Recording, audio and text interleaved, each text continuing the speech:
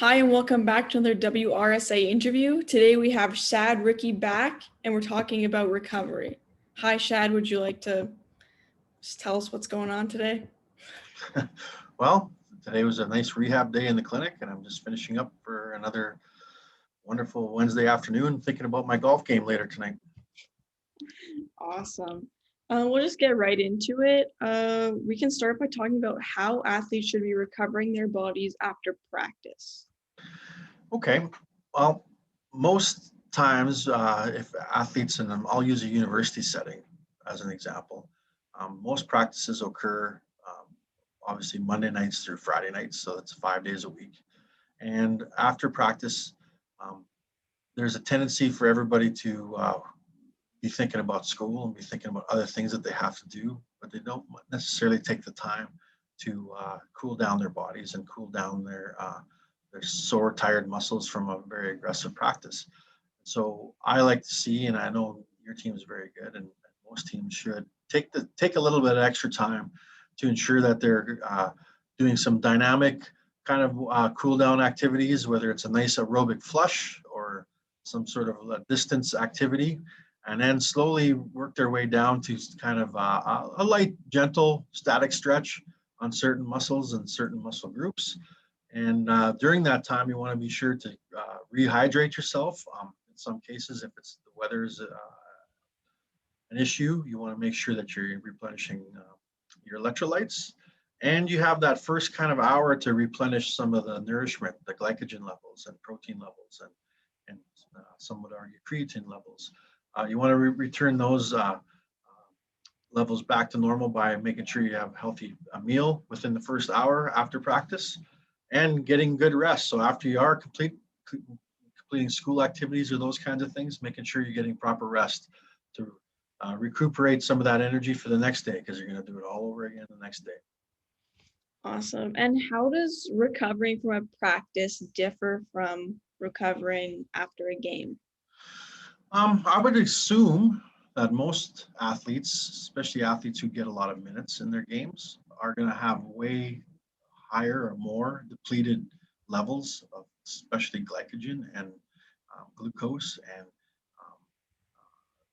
having exerted a lot of sweat would have lost a lot of electrolytes. I would assume that that would be a lot more than in a practice, because you would tend to want to perform at a highest level during a game.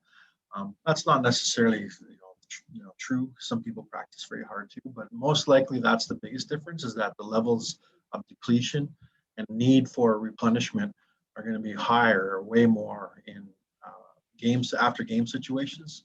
They're the same things. You replenish your glycogen, replenish your electrolytes, increase your protein, make sure you eat within the first hour after activity. That's the energy you want to replenish, and then with a good, healthy, nutritious meal.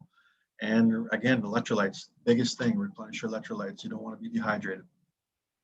Awesome. And how do both of those kind of differ from just recovering from a workout?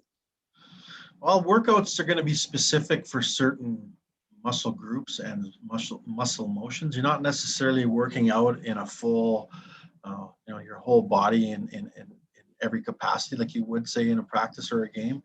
You tend to focus your workouts on certain areas and certain energy expenditures. So it's more focused, your workouts versus games and practices.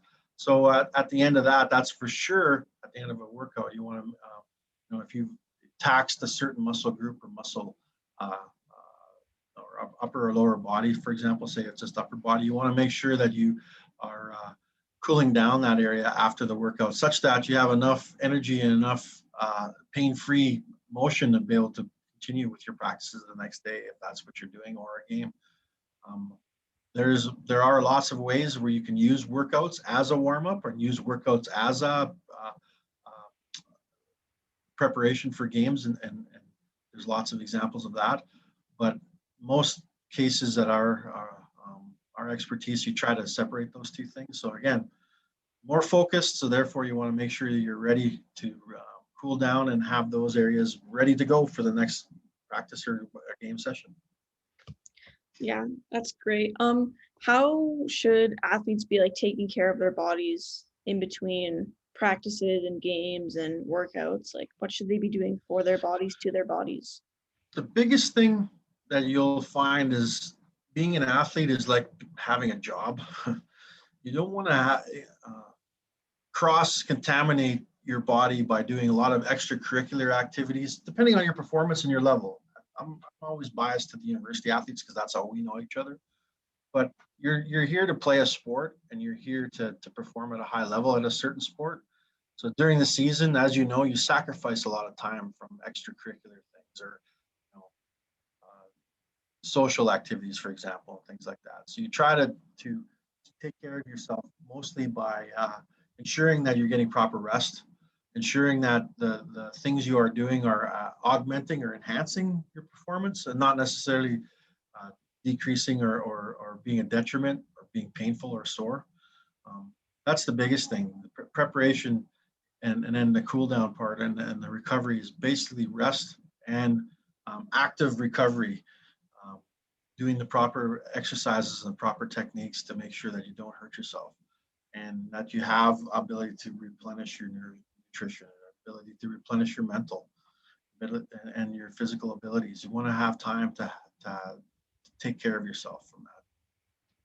And rest can be a weapon. Never underestimate that. Awesome. Thank you, Schad. That's all I have for you today. Do you have anything else that you would like to add? Nope, stay healthy, keep working out, recover well, and get vaccinated. Awesome. Thanks for coming today, Schad.